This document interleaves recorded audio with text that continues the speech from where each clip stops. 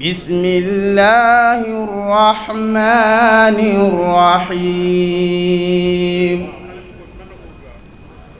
يا أيها الناس ضرب مثل فاستمعوا له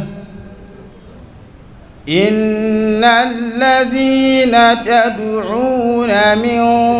دون الله لن يخلقوا ذبابا ولو اجتمعوا له وإن يسلبهم الذباب شيئا لا يستنقذوه. mbokk yi asalaamaaleykum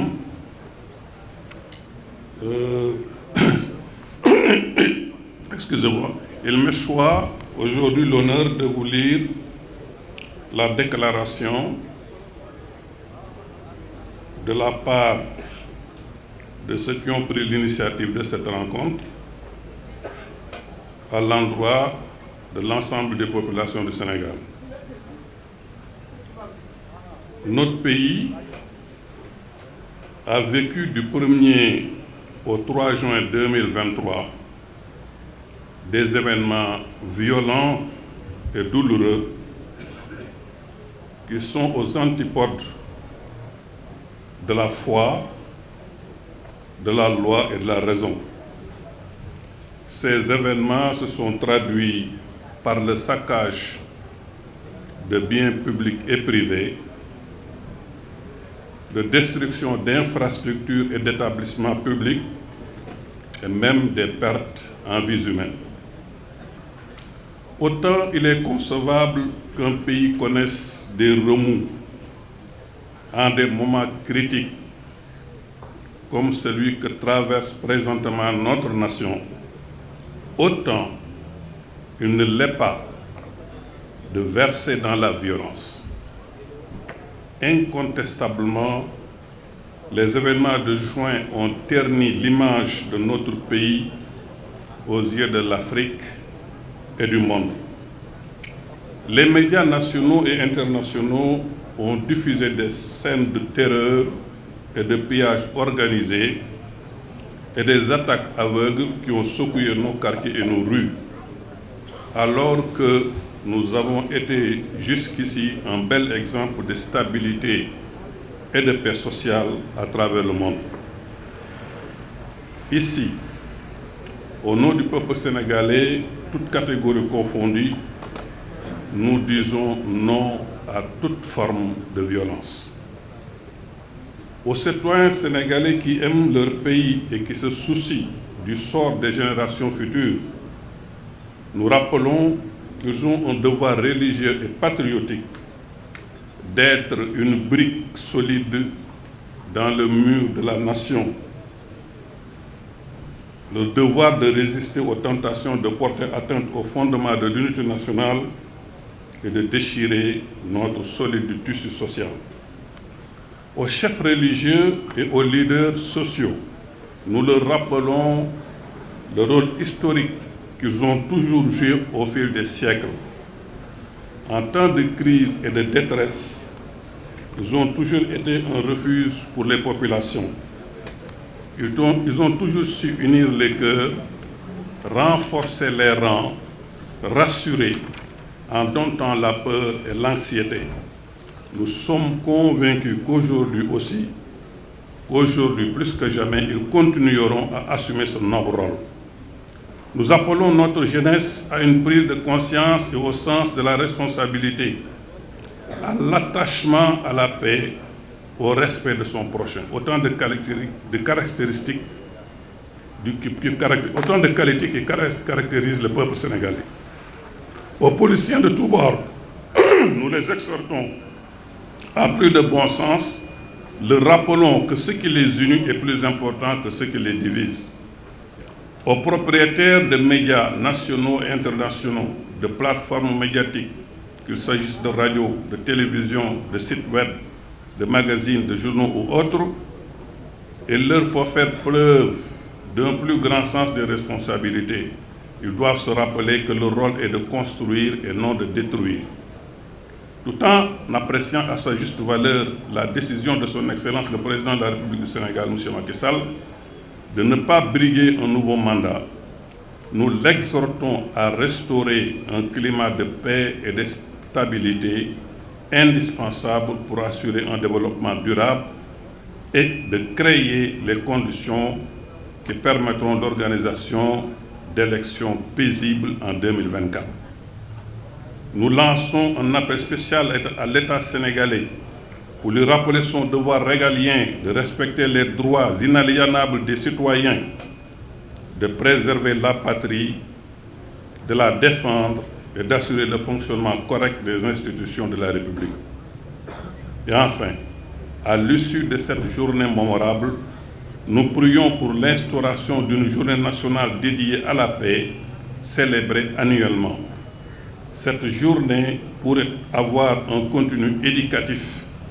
qui s'appuierait sur nos valeurs servant la paix et la stabilité du peuple sénégalais.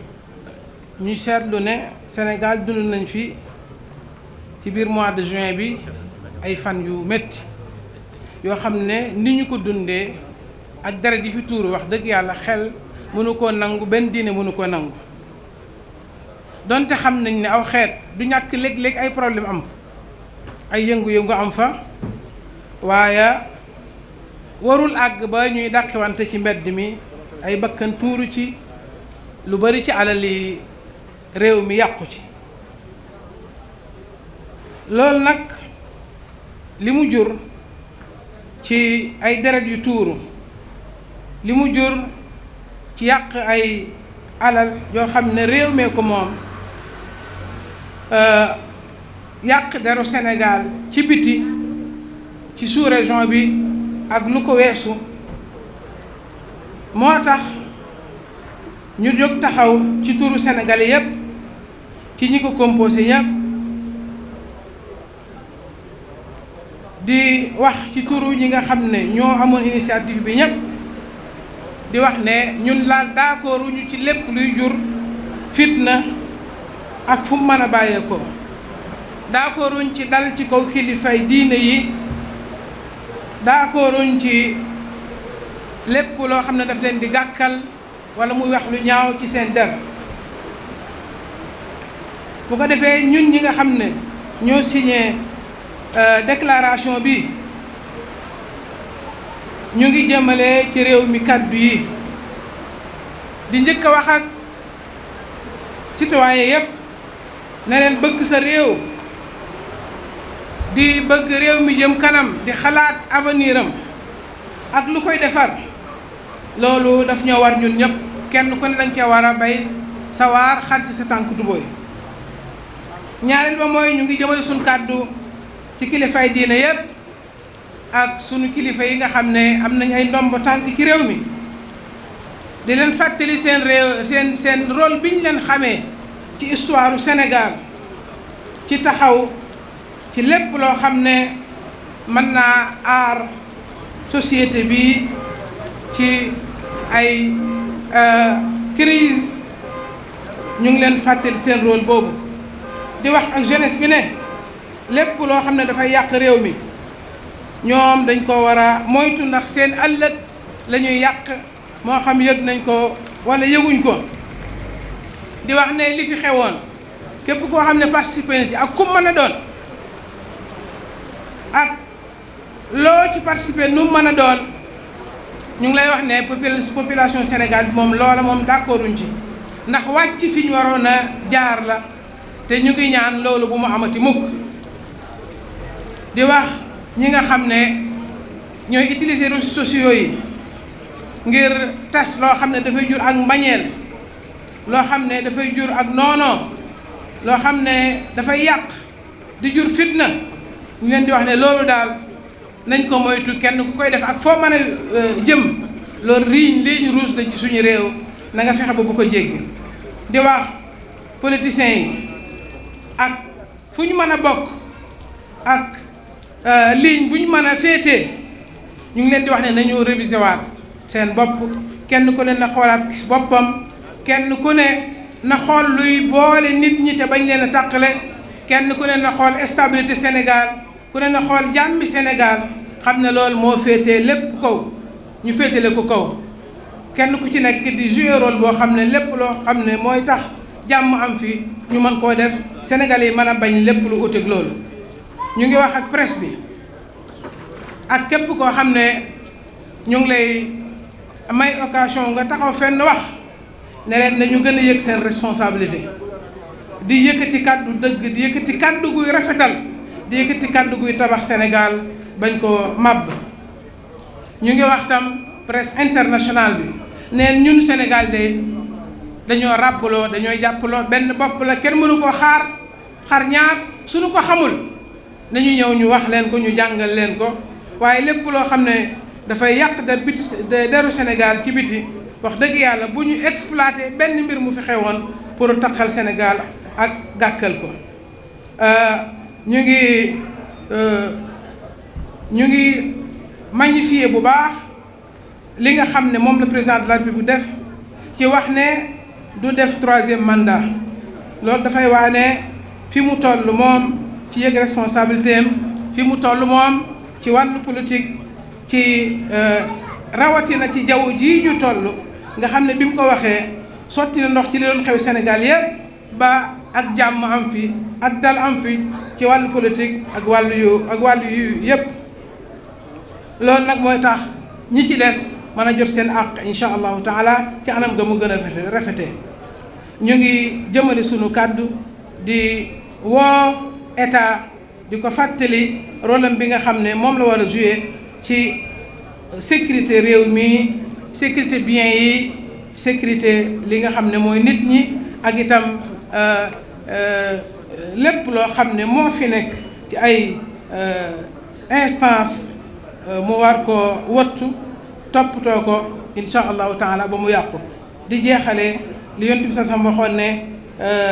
ki nga xam ne mu ngi taxaw fi mu war a taxaw fi yàlla ni yem leen fi ak ki ko dépassé mu ngi mel ni ñoo xam ne dañoo bokk génn gaal